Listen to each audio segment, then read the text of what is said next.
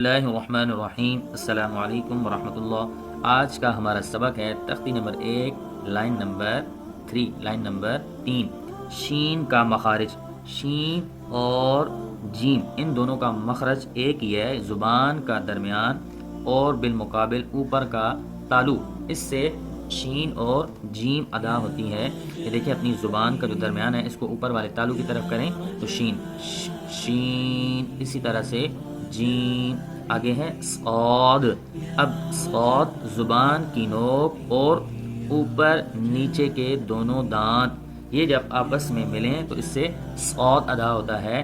سیٹی والے حروف آپ کو بتائے گئے تھے، 3 ہیں، زا، سین اور صاد، اور ان تینوں کا مخرج بھی ایک ہی ہے۔ آگے ہے غاد، یہ اس کا مخرج کیا ہے؟ زبان کی کروٹ، ٹھیک ہے، زبان کی کروٹ اور اوپر کی 5 داڑیں، ان کے ساتھ یہ زبان کی کروٹ جب ٹکرائے، چاہے دائیں طرف چاہے بائیں طرف، تو اس سے غاد ادا ہوتا ہے۔ اسی طرح آگے ہے طا، زبان کی نوک، تنایا علیا کی جڑ۔ اب یہ تا، دال اور قا، ان تینوں کا مخرج ایک ہی ہے۔ وہ کیا ہے کہ زبان کی نوک اوپر والے دانتوں کی جڑ کے ساتھ ٹکرائے تو اس سے قا، دال، تا، یہ تینوں حروف ادا ہوتے ہیں۔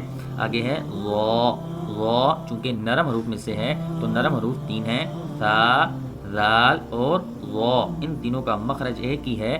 زبان کی نوک اوپر والے جو دانت ہیں ان کے سرے کے ساتھ ٹکرائے تو اس سے غا ادا ہوتا ہے، غا، غا، ٹھیک ہے، ان تینوں کا مخرج ایک ہی ہے۔ آگے ہے عین، زبان کا حلق کا درمیانی حصہ، وسط حلق، حلق کے درمیانہ جو حصہ ہے وہاں سے عین ادا ہوتی ہے۔ اب ان کو پڑھیں گے کیسے؟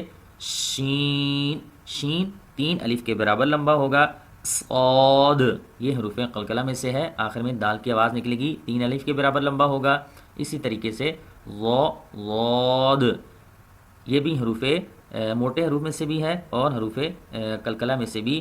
اور اسی طرح آگے ہے طا، 2 الف کے برابر لمبا، غا، اس کو بھی 2 الف کے برابر لمبا کریں گے، اور آخر میں عین 3 الف کے برابر۔ آج کا ہمارا یہی سبق ہے۔